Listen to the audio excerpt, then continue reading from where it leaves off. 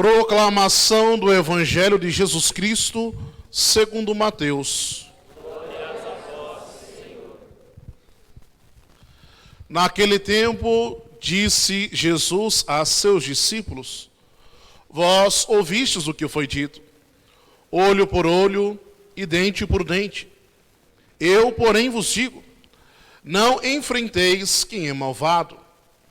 Pelo contrário, se alguém te dá um tapa na face direita, oferece-lhe também a esquerda. Se alguém quiser abrir um processo para tomar a tua túnica, dai-lhe também o manto. Se alguém te forçar a andar 1 quilômetro, caminha 2 com ele. Dá a quem te pedir. E não vireis as costas a quem te pede emprestado. Vós ouvistes o que foi dito: amarás o teu próximo e odiarás o teu inimigo. Eu, porém, vos digo: amai os vossos inimigos e rezai por aqueles que vos perseguem. Assim vos tornareis filhos do vosso Pai que está nos céus, porque ele faz nascer o sol sobre os maus e bons, e faz cair a chuva sobre os justos e injustos. Porque se amais somente aquele que vos ama, que recompensa tereis? Os cobradores de impostos não fazem a mesma coisa? E se saudais somente os vossos irmãos, o que fazeis de extraordinário? Os pagãos não fazem a mesma coisa? Portanto, sede perfeitos, como vosso Pai Celeste é perfeito. Palavra da salvação.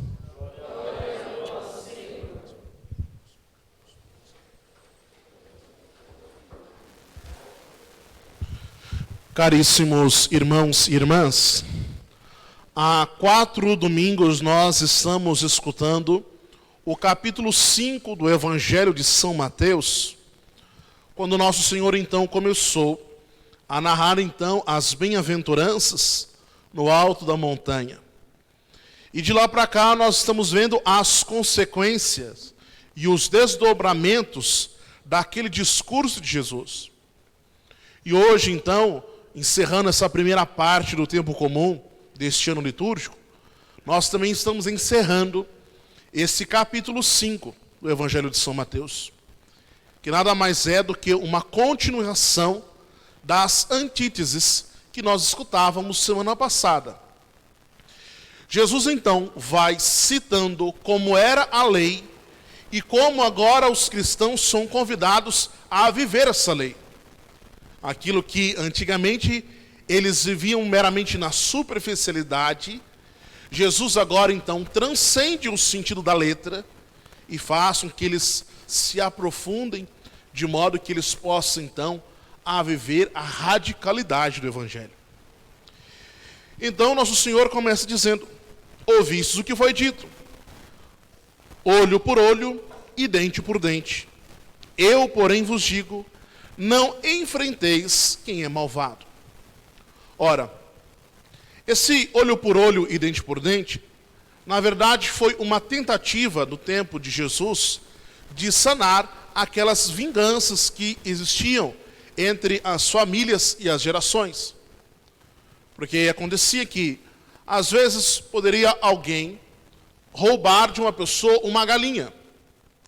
E essa pessoa, então, revoltada por ter sido roubada, vai, então, invade a propriedade daquela pessoa e rouba um bezerro. Ora, nisso existia uma desproporcionalidade. Uma coisa é você roubar uma galinha, outra coisa é você roubar um bezerro, que é muito mais valioso do que uma galinha. Então se estabeleceu que a lei do talião, olho por olho e dente por dente. Ora, então se alguém roubou uma galinha de você, você então tem o direito de roubar uma galinha daquela pessoa, uma vez que você sofreu com o roubo daquela pessoa. Mas não que isso fosse o ideal a ser vivido, porque o bom era que ninguém roubasse nada de ninguém. Mas isso se aplicava não só ao roubo, mas poderia se aplicar a um assassinato, poderia se aplicar então a qualquer outro conflito que as pessoas vivessem. Mas Jesus está dizendo assim, olha, os homens viviam assim. A justiça dos homens consistia nisso. Ora, eu, porém, vos digo, como que dizendo assim, olha, a minha lei não é como a lei dos homens. Os meus preceitos não são preceitos meramente convencionais que as pessoas vivem. Eu, porém, vos digo, não resistai ao mal, não resistai ao homem mau. O que Jesus está dizendo? Olha, não se pode pagar o mal com o mal. Não se pode, então, simplesmente pelo fato da pessoa cometer algo contra você, você não tem o direito de retribuir com a mesma maldade. Muito pelo contrário. Você, então, para frear a maldade do coração da pessoa, você deve, então, responder com o bem, com a generosidade de coração. E Jesus ainda diz, olha, se alguém te der um tapa na sua face direita, oferece também a esquerda. Mas, padre, isso não parece ser um tanto quanto que ilusório? Olha, a gente não pode se fazer de besta dos outros. Eu sou assim, se alguém me der um tapa na cara, eu vou voar no pescoço da pessoa e vou arrancar até o último fio de cabelo dela. Tem uma mulherada que é assim, né? Uma mulherada que é braba aí. Ora, a vontade humana, obviamente, é essa, de retribuir com o mesmo mal. Mas qual é o problema? Isso é a atitude de quem não vive o Evangelho. Essa é a atitude daqueles que vivem como pagãos. Se nós queremos ser os discípulos de Jesus, se nós quisermos viver o Evangelho, nós temos que viver conforme o nosso Senhor diz. Mas, padre, como é que eu vou suportar isso? Como é que nós poderemos viver assim? Ora, só há uma possibilidade. Diante de uma pessoa que te faz o mal, diante de alguém que trama contra você, que age com maledicência, nosso Senhor nos convida então a perdoar. Nós somos chamados então a perdoar as pessoas, sobretudo quando elas nos fazem o mal. Mas, padre, o que adianta eu perdoar fulano se já é a 5ª vez que ele faz isso? Padre, mas como que eu vou perdoar aquele cara se ele continua sendo um malandro? Mas, padre, como é que eu vou perdoar alguém sendo que essa pessoa já fez isso com muitas outras pessoas? Não é justo. De fato, não é justo. Mas quando nós perdoamos alguém, nós não estamos olhando para a pessoa.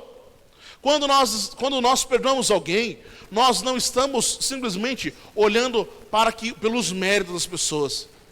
Nós devemos olhar para Cristo. Assim, quando Cristo, quando estava para ser crucificado, sofreu as maiores humilhações. Foi xingado, foi agredido, foi ofendido, foi blasfemado. E nosso Senhor então se manteve ali em paz. Nosso Senhor se manteve ali sereno. Nosso Senhor então manteve ali a sua calma. Mas, padre, mas Jesus conseguiu isso. Eu não consigo. Jesus conseguiu porque tinha os seus olhos no Pai. Nós haveremos de conseguir na medida em que o nosso olhar estiver também em Jesus. Dizer, Senhor, a minha vontade era de dar um murro na cara da pessoa, mas eu não quero fazer isso. Senhor, dá-me a sua graça para que eu não corresponda ao mal com o mal. Senhor, dá-me a graça de viver segundo o vosso coração. Dá-me a graça, Senhor, de cumprir os seus preceitos. Alguém que perdoa uma pessoa, ela está deixando que Deus faça a justiça. Porque qual é o nosso ímpeto? Querer fazer justiça com as nossas próprias mãos. Querer resolver todas as coisas do nosso modo, na nossa hora e aqui e agora. Quando uma pessoa perdoa alguém, ela está deixando que Deus faça a justiça. E aqui que está. Porque talvez você morra e você não vai ver essa justiça. Mas, no último dia, no julgamento de todas as coisas, nada haverá de passar. Deus é aquele que há de julgar todas as pessoas, todos os atos, por menor que seja. Quando chegar no dia do juízo, quando você se deparar então com algumas pessoas indo para o céu, você vai ver ali quantas humilhações aquela pessoa passou, quanto aquela pessoa foi injustiçada, quanto aquela pessoa sofreu. Deus nos dará justiça. Por isso então, nós somos chamados a viver esse perdão, na certeza de que Deus vai passar todas as coisas a limpo. É Deus quem vai restabelecer a justiça no momento oportuno. Meus irmãos, nós não somos cidadãos dessa terra, nós somos cidadãos do céu. Esse é o tempo da injustiça, esse é o tempo muitas vezes da desigualdade, esse é o tempo muitas vezes onde o mal parece reinar. Mais uma vez, mas o nosso olhar deve estar no céu. No céu não haverá mais injustiça, no céu não haverá mais maledicências, no céu não haverá mais a maldade do coração das pessoas. Por isso então, que o nosso olhar não deve ser justamente a justiça humana, mas a justiça divina. Ora, mas Jesus ainda continua dizendo: ouvistes o que foi dito, amarás o teu próximo e odiarás o teu inimigo. Mas se você pegar no livro antigo, não está dessa forma, está só a primeira parte, amarás o teu próximo. Com o passar do tempo, as pessoas acrescentaram: odiarás o teu inimigo. É como no Brasil, né? Faz uma coisa, depois dá sempre um jeitinho para encaixar alguma coisa a mais. Mas por que as pessoas faziam isso? Porque eles entendiam o seguinte: o próximo deles era simplesmente aquelas pessoas que eram do povo de Israel, que eram do povo escolhido. Todo mundo que não fosse da aliança, todo mundo que não fosse das tribos de Israel, era considerado então como inimigo. Então quem era pagão, quem era estrangeiro, quem era então de outros lugares, era considerado então como não sendo o próximo deles. E por isso, que se essa pessoa se tornasse o inimigo, eles tinham o direito de odiar aquela pessoa. Ora, Jesus então vem restabelecer isso, porque diz: eu, porém, vos digo, amai os vossos inimigos. Ora, mas padre, olha, tudo tem limite, né? Porque já é difícil amar aquele que eu resolvi casar, né? Imagina amar quem é inimigo da gente, né? É mais difícil ainda. Pois é, mas qualquer pessoa que não precisa vir na missa, não precisa ser dizimista, não precisa nem ser católico, qualquer pessoa é capaz de amar outra pessoa, sobretudo quando há uma correspondência. Ora, isso não há virtude nenhuma, não há caminho de santidade nenhum nisso. Ora, as pessoas por aí não vivem o evangelho e vivem se amando aí, até de uma forma meio estranha, mas dizem que se amam. Agora, Jesus está dizendo assim: olha, eu vou além da lei. Vocês precisam então amar os seus inimigos. É justamente a dificuldade e aquilo que vai custar ao nosso coração. Por isso que Jesus então vai dizer: olha, nós muitas vezes somos seduzidos pelo demônio de criar aí muitos inimigos. Exemplo, as pessoas que gostam de futebol. Não é difícil, né? Você ligar no noticiário e ver lá que, né, Corinthians e Palmeiras, as torcidas organizadas. Olha que coisa mais insana, mais inconsequente, né? A pessoa vai para assistir um time de futebol, depois sai lá, pega uma madeira e vai bater no outro. Como se isso fosse fazer o seu time melhor, ou se sei lá o quê. Ora, qual pessoa em sã consciência olha para o outro e vê um inimigo a ponto de querer matar, simplesmente porque não torce para o mesmo time? É algo bizarro. Mas não é só isso. Isso nós vemos no tempo da política. Fulano votava em A, fulano votava em C, então olha, se não vota no meu candidato, é meu inimigo. Aí começou as brigas, primeiro no grupo do WhatsApp, começou lá, aí um mandava uma coisa de outro, aí saía do grupo, ou xingava todo mundo, ou se não, começava dentro de casa, é pai contra filho, filha contra o pai. Aí lá na festa de Natal, que era para celebrar o nascimento do Senhor Jesus Cristo, estava brigando por causa de política, está lá na empresa, conversando com os amigos, estava lá, é parceiro, trabalha muitos anos juntos, começa a falar de político, pronto, se desentende e não falam mais. E passa a enxergar o outro como sendo seu inimigo. Mas isso acontece em coisas mais escabrosas ainda. Às vezes, não, olha, fulano falou mal de mim, pronto. Aquilo é a morte para a pessoa. Às vezes nem é verdade, foi só uma fofoca, uma fala mal interpretada, mas a pessoa já vai alimentando um desejo de ódio. A pessoa já ali de inimigo: olha, não, eu vou odiar essa pessoa. Eu não quero ver essa pessoa nem pintada de ouro na minha frente. Meus irmãos, isso vai nos negando a nossa capacidade de sermos cristãos. Imagine só, se você morresse hoje e estivesse diante de nosso Senhor, você teria a coragem de dizer que você tem inimigos? Você teria a coragem de dizer para Jesus que você odeia alguém? Pois é. Muitas vezes nós ficamos pensando simplesmente neste mundo. Parece que os nossos olhares simplesmente estão para as coisas terrenas, para as coisas passageiras, e nós vamos nos esquecendo da eternidade. Vamos criando desavenças, vamos criando inimizades, quando na verdade o Evangelho diz, olha, é preciso amar os inimigos. Na verdade, nosso Senhor está dizendo, olha, você tem que amar todas as pessoas. Você não precisa concordar com o estilo de vida. Você não precisa concordar com a opinião política. Isso não interessa. Olha, você não precisa nem torcer para o Corinthians, porque Deus me livre, né? Ninguém merece torcer para o Corinthians, né? Convenhamos, né? Mas nosso Senhor mandou amar a todos. E aí, que você tem que amar.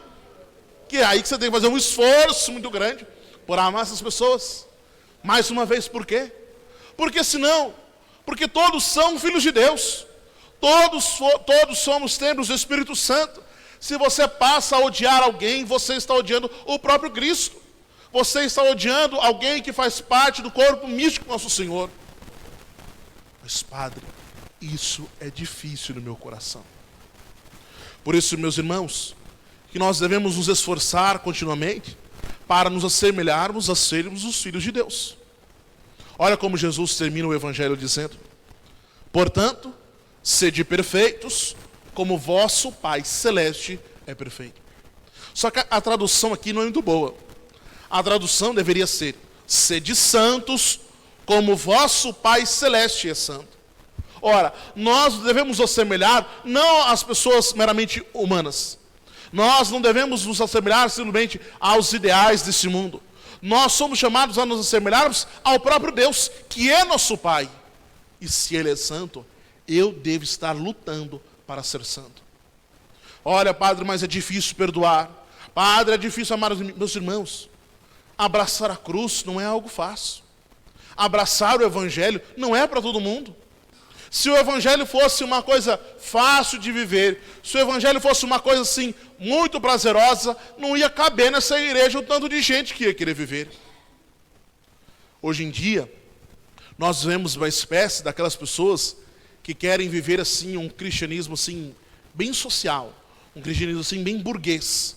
Não, olha, eu vou na missa, eu pago dízimo, e de vez em quando eu faço uma doação, pronto. Isso basta para mim no céu.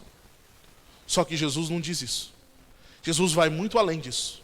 Jesus diz, olha, para você ir para o céu, você tem que perdoar as pessoas. Para você ir para o céu, você tem que perdoar quem te fez o mal. Olha, para você ir para o céu, você precisa amar quem é seu inimigo. É essa a radicalidade do Evangelho. Mas, Padre, então se for assim, eu acho que eu não sirvo para ser católico. Talvez então eu não sirva assim então para viver esse Evangelho. É aí que está. Humanamente falando, nós não somos capazes. Humanamente falando, nós não temos nem mesmo a vontade de viver isso. É por isso que nós temos que pedir a fé. Senhor, aumenta a minha fé. Senhor, aumenta o meu amor por ti. Senhor, me faz um bom filho. Senhor, eu não tenho forças, mas com a ajuda da vossa graça, eu sei que eu posso ser melhor. Eu sei que eu posso ser igual a ti. Eu sei que eu posso ser santo. Por isso, meus irmãos, na próxima quarta-feira, nós vamos então iniciar o tempo da Quaresma. Tempo propício para nós aprofundarmos a nossa fé, mas sobretudo o nosso amor a Jesus. Por isso, então daqui até quarta-feira, já vá pensando em algumas coisas. Primeira delas, é necessário fazer uma penitência corporal. Então tire uma Coca-Cola, cerveja, ou do açúcar, ou deixa de comer o feijão. Mas, Padre, mas o que faz sentido eu tirar do meu alimento? O que isso me ajuda a ser mais santo? Eu não sei vocês, mas eu sou assim. O dia que eu como peixe, dá 3 horas da tarde, eu estou tremendo de fome, estou doido, não dá sustância, parece, né? Parece que você come e você se sente fraco. É a mesma coisa quando você vai fazer um jejum. Quando você fica sem comer, dá uma moleza, dá uma canseira, dá uma tremedeira. Por quê? O seu corpo precisa da comida. Quando você não tem a comida, o seu corpo sente falta. Isso deve nos lembrar. Assim como o seu corpo sente falta da sua comida, o seu espírito tem que sentir a falta de Deus. Toda vez que você vai se distanciando da oração, toda vez que você vai se distanciando da missa, toda vez que você vai se distanciando do seu propósito de santidade, a sua alma vai enfraquecendo. Mas nem sempre nós vamos percebendo. Por isso, então, que nós, ao martirizar o nosso corpo, nós vamos lembrando das realidades do céu. Então, faça um propósito, escolha, vai ser distribuído também depois da missa ali, um retiro quaresmal, que você pode seguir, pode ir vivendo aquilo. Mas também faça com Deus um propósito de oração. Tem alguém que você precisa perdoar?